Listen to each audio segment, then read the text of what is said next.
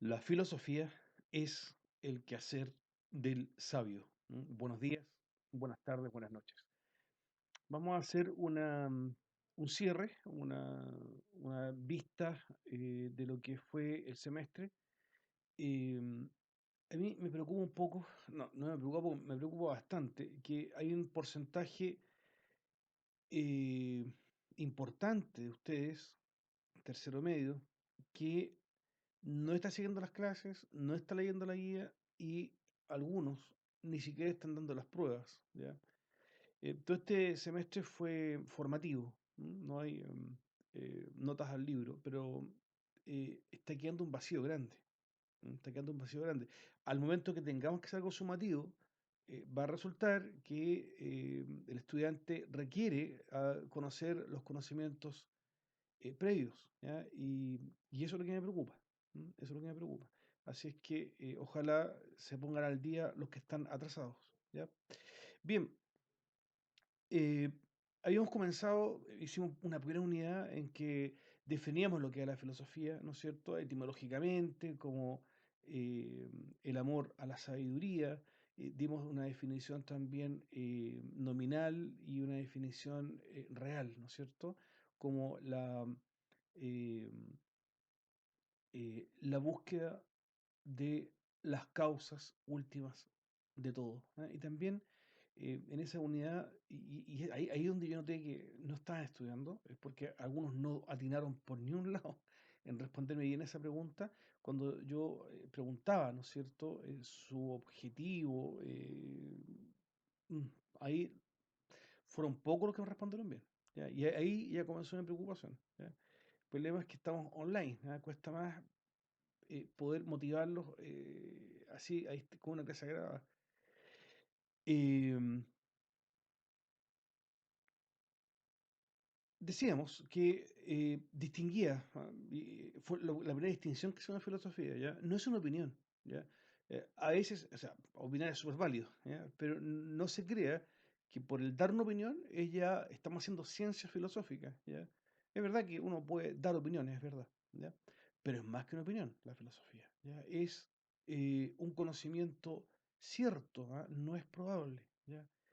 Eh, y es objetivamente cierto, ¿ya? Objetivamente cierto. Ponemos eh, la certeza en el objeto, no en el sujeto, ¿ya? Fue la primera parte más profunda en que tuvimos que hacer esa primera distinción. Segundo, eh, su objeto es lo universal y necesario, ¿ya? No lo contingente, ¿ya? No lo que pasa, ¿ya? Lo que transcurre. Acuérdense el ejemplo de la temperatura. Tengo frío, ¿no? Yo estoy como acalorado, ¿no? Yo encuentro que está, no sé. Esa visión subjetiva, ¿ya? No es científica, ¿ya? Y no es tampoco filosófica, ¿ya? Hay 18,5 grados adentro de la habitación. Eso es científico. Eso es universal. Eso es necesario. Eso es objetivo, ¿ya? Y eso es lo que pretende la filosofía, ¿ya? Fue a ver, la primera concreción de lo que consistía este saber, ¿ya? Esa fue la primera concreción, ¿ya? Y vuelvo a lamentarme de que hubo más de uno, o sea, hubo varios, en que esta parte no lograron atinarla por ninguna parte, ¿ya? Y eso igual me deja un poquito preocupado. Eh, Y también hablamos que hoy, por un tema que también es largo de explicar, la filosofía ha pasado como un segundo plano. Siendo la madre de las ciencias, las mismas ciencias la han relegado a un segundo plano, ¿ya? La dejaron como fuera, así, de todo, eh, considerándola casi como una actividad no científica, ¿ya? Lo que es muy penoso, ¿ya? Porque eh, es la madre de todas las ciencias. Todo surgió de ahí, todo partió de ahí. Y en relación a los comienzos, ¿no es cierto? Hablábamos que los orígenes estaban en Grecia, porque Grecia eh, se desarrolló básicamente con un pensamiento eh, racional, un criterio 100% racional, y esa gran racionalidad hizo que se marcara, ¿no es cierto?, a la cultura griega como la cuna, ¿ah? De la filosofía, del pensar, ¿no es cierto?, filosófico. Y aquí tenemos las primeras escuelas, ¿no es cierto?, que buscaban este arjai, aquella partícula clave que me explicaba la multiplicidad y la existencia de las cosas, ¿ya? Eh, y cómo se iban produciendo estas mutaciones. Y así tenemos muy primitivamente, ¿no es cierto?, por allá en el siglo VII antes de Cristo, a Tales de Mileto, ¿no es cierto?, que eh, eh, al agua como aquel arjai, ¿ah? Porque donde hay humedad hay vida, que salen hongos y cosas así, qué sé yo, y comienzan estas primeras deducciones, ¿ah? Primero a partir del agua, un discípulo de él, Anaximandro de Mileto, fue el primero que vislumbra, así, pero muy lejos, una teoría evolutiva, ¿no es cierto?, que se va recién a concretar muchísimos, sí, casi 1000 años después, con Charles Darwin, ¿no es cierto?, con la teoría evolutiva el origen de las especies, ¿no es cierto? Ese se llama su libro. Pero Aristóteles también hace un trabajo parecido, ¿ah? Y hay otro entre medio que se llama Wallace, creo que se llama Wallace, algo así. Eh,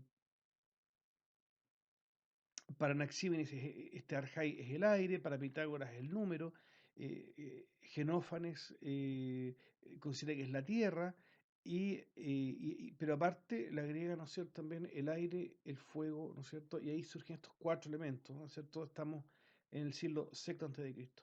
Y aquí pasamos a dos grandes, ¿ya? Dos grandes. Uno es Heráclito, que consideraba que todo fluía, ¿ya? Todo fluía y por lo tanto nada en sí podía existir, ¿ya? Nada, ningún ente era reconocible como tal, porque siempre hay fluidez.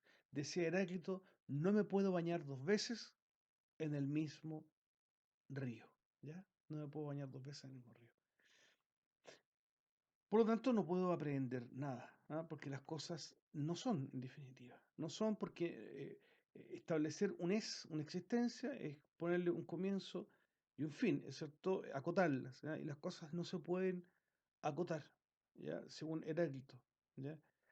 Y por lo tanto, todo lo que me rodea, toda la realidad es un constante fluir.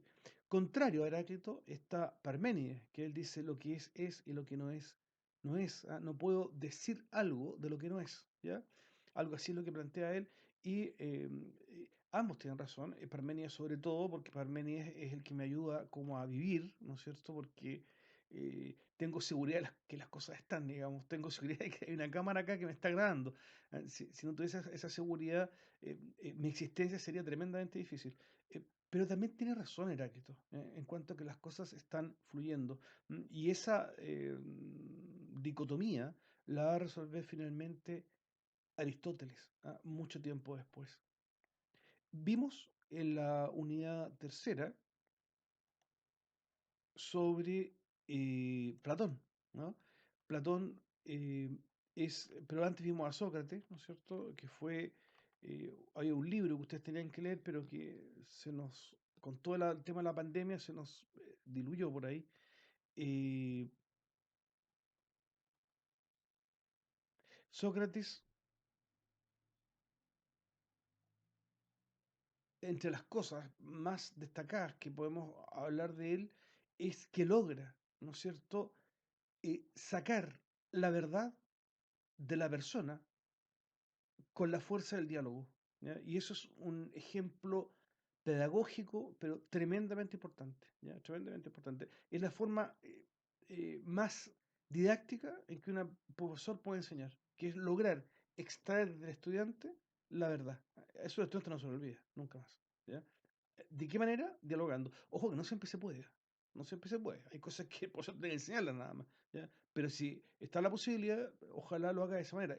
Por eso que se llama método socrático o mayéutica también se llama. Y también él lograba demostrar, ¿no es cierto?, los errores de las personas mediante lo que se denominaba la ironía, ¿ya? Eh,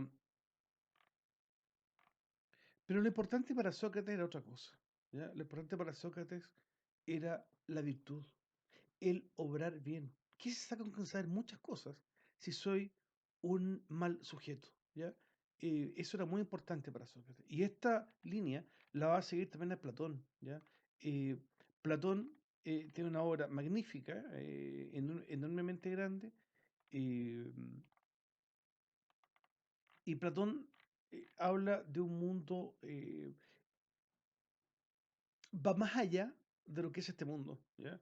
Y comienza a sentar las bases de la metafísica, de la ontología, ¿ya? El, el mundo real no está acá, según él, ¿ah? Según él, no está acá, ¿ya? Sino que está en una esfera superior llamada mundo de las ideas. Por eso cuando uno aprende, lo que hace es estar recordando, ¿ya? Eh, Establece un ideal de ser humano, ¿no es cierto? Y es el primero que habla, y que eso lo vamos a ver después en cuarto medio, es el que habla de las virtudes, ¿ya? De la virtud de la prudencia, la justicia, la fortaleza y la templanza, ¿ya? Y cómo éstas dominan ciertos apetitos que el ser humano tiene y que deben ser controlados, ¿ya?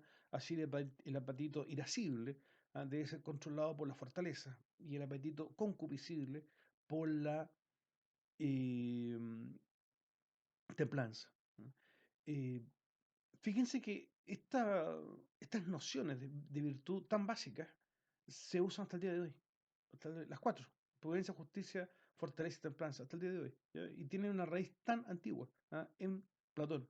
Platón aplica esta ética humana, la aplica también a la sociedad, ¿ya? Y de esa forma llega, ¿no es cierto?, a la idea de una sociedad ideal, ¿ya? Y también hace críticas a ciertas formas de gobierno, ¿ya? Critica la timocracia, la oligarquía. Es curioso porque también hay una crítica a la democracia, pero entendía la democracia como un revanchismo, ¿ah? Como un revanchismo de los más pobres hacia los ricos opresores, ¿ya? Pero, en cuanto a venganza, en cuanto a revancha, ¿ya? Él la descalifica, ¿ya? Y también critica la tiranía, considerando que las mejores formas de gobierno son la monarquía mezclada con aristocracia. Aristocracia, entiéndase, gobierno de los mejores, ¿ah? Eso se entiende por aristocracia. Y finalmente llegamos al grande, ¿no es cierto?, a Aristóteles. Es tan grande que yo en la prueba les pregunté cuándo nacía y cuándo moría. Así de importante es, ¿ya? Yo sé que no se la aprender de memoria, pero como la prueba es formativa y están con la guía en la mano, no era atormentarlos con algo de fechas, ¿no? Pero no era difícil de responder eso y algo se les quedara, más o menos. ¿No? ¿Cuándo nació y cuándo murió? Porque este personaje es realmente muy importante. O sea, es imposible estudiar filosofía si no se estudia Aristóteles. De aquí para adelante tenemos cientos de millones de libros, y muchos pensadores, ya, una cantidad, un bagaje filosófico, pero enorme hasta nuestros días. Pero tú no puedes saltarte a Aristóteles, es imposible. Aristóteles tiene una importancia capital en todo esto. Eh, Desarrolla una ciencia llamada la lógica, que contradice a su maestro Platón en cuanto al mundo de las ideas. Aristóteles da un paso mucho más grande en ese aspecto y crea la tortuosa, quizás para usted, teoría ilemórfica, que a lo mejor fue un poco difícil. Dice que las cosas, entiende las cosas a dos modos: las cosas que son, ¿ya? Y lo que puede llegar a ser algo, ¿ya? Lo que es lo que denomina el acto, y lo que puede llegar a ser es lo que se denomina la potencia. Y de esta manera resuelve la dicotomía entre Heráclito y Parménides, ¿ya? ¿Qué es lo que es el movimiento entonces? Porque las cosas son, tiene razón Parménides, pero también existe el movimiento. Y es un cambio de la potencia al acto, es un tránsito de la potencia al acto. Eh, es por eso que me salté la teoría limórfica, no importa, ya. Me fui al tiro de la potencia, pero la teoría limórfica básicamente dice que eh, todas las cosas están compuestas de dos elementos, ¿ya? Uno que nos denominamos materia, que está determinada y que es común a todas las cosas, y otra que denominamos forma, que es la que determina, es la determinante, ¿ya? Y es la que informa sobre la esencia de la cosa, ¿ya? Esta materia siempre va a estar en potencia pura. Esta fue una pregunta a la prueba que les complicó. la materia siempre está en potencia pura, porque siempre está esperando que se actualice. No existe la materia sola. No hay materia sola, no hay. ¿Ya? Estoy hablando de un punto estrictamente metafísico, muchachos. ¿Ya? Si se me enredan con otras ciencias, no van a cachar nada de esto. Esto no es tan fácil. Esto no es tan fácil. ¿Ya? La unidad que sigue va a antropología, pero esto hay que tenerlo clarito. Po. Así que el que no estudió, aproveche la semanita de transición para echar al menos una repasada. O esta clase, escúchamela bien, ¿ya? Para que no se me pierda tanto. Entonces, la materia está siempre en potencia pura. Está siempre esperando actualización. Y la forma está en acto, no en acto puro. En acto puro solamente está Dios. ¿Ya? Está en acto. ¿Ya? Acto. Porque está actualizando materia. Esta materia que está en potencia pura, que está esperando siempre que sea actualizada para que podamos hablar de una cosa, para que podamos identificar un ente, ¿ya? Tiene que actualizarse. El acto es, perdón, la forma, perdón, me equivoqué, la forma es la que le lleva al acto, es decir, a una perfección real, ¿ya? Y podemos decir de esa cosa que es tal o cual ente, ¿ya?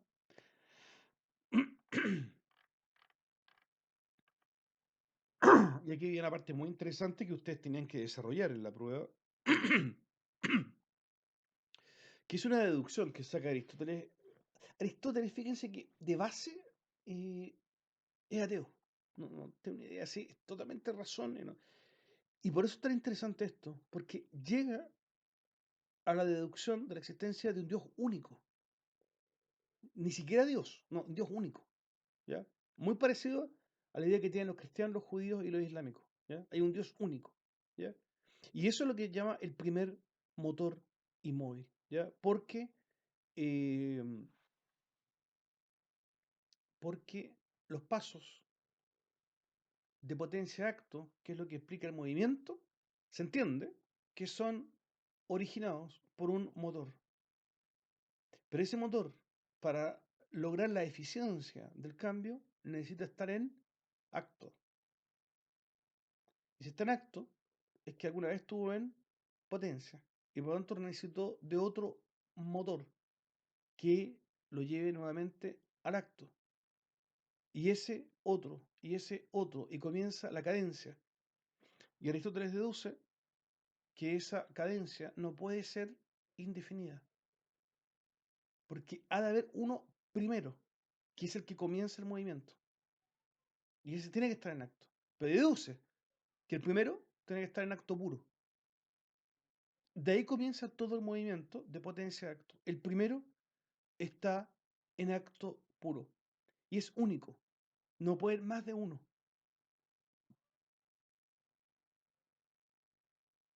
No puede haber más de un agente que sea el primero que mueve.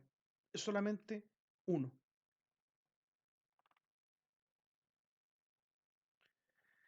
El primer motor inmóvil es denominado en metafísica acto puro, es decir, el ser que excluye de sí toda potencia.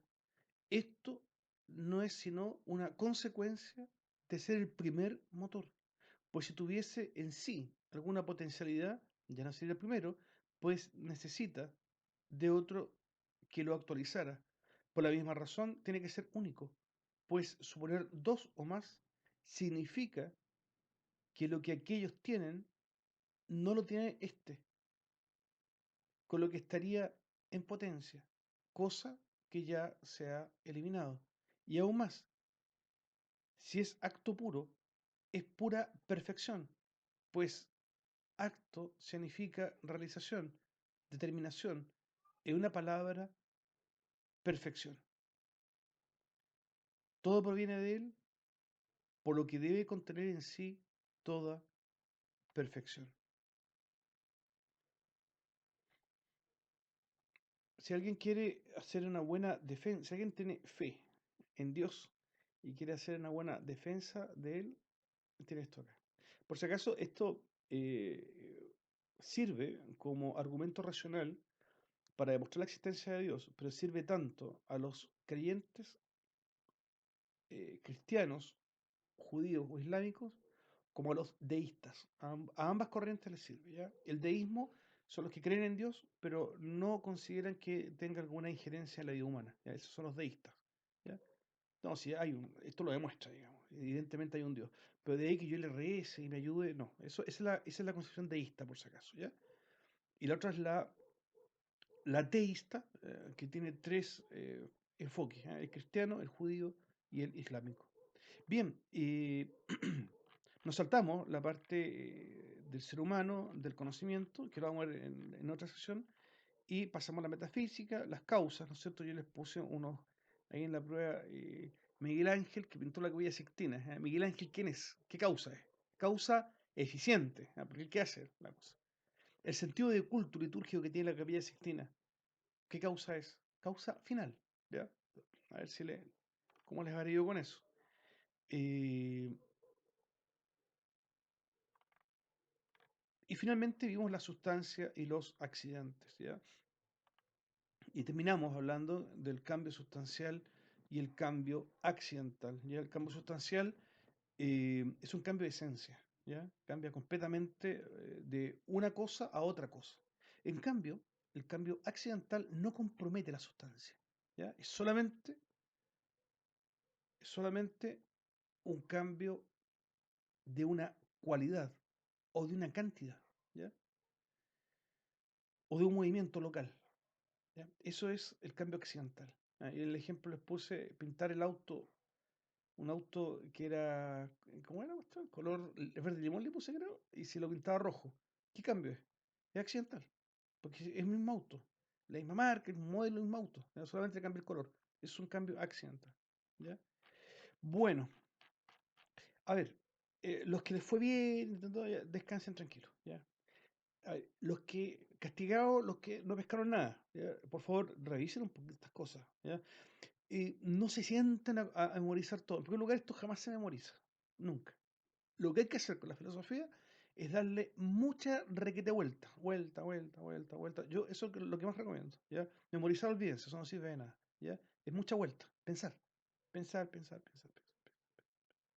Y de repente, ¡pam! La cosa como que se ilumina y se entiende, ¿ya? Es el método acá, por si acaso. Y, y háganlo porque no se me queden atrás con las materias que vienen, po, ¿ya? Yo voy a mencionar algún elemento de esto, ya lo tienen que tener más o menos sabido, ¿ya? Y también para cuarto medio, pues, las cosas, si estas bases hay que tenerlas ya para lo que viene en cuarto. El Ministerio de Educación apretó harto la mano en esto, ¿ah? Puso materias re complicadas, ¿no? Yo a sus compañeros de cuarto no los quise apretar tanto, ¿ya? Eh, Especialmente por lo que estamos viendo, ¿ya? Pero si otro año estamos, el 2021, en clase, bueno, va a haber que ver materias que son menos complicaditas, pues. Entonces, es bueno que no se me queden atrás, ¿ya? Eso es. Bueno, eh, algún día nos veremos por ahí. Espero. Espero. Ya, muchachos, que estén muy bien.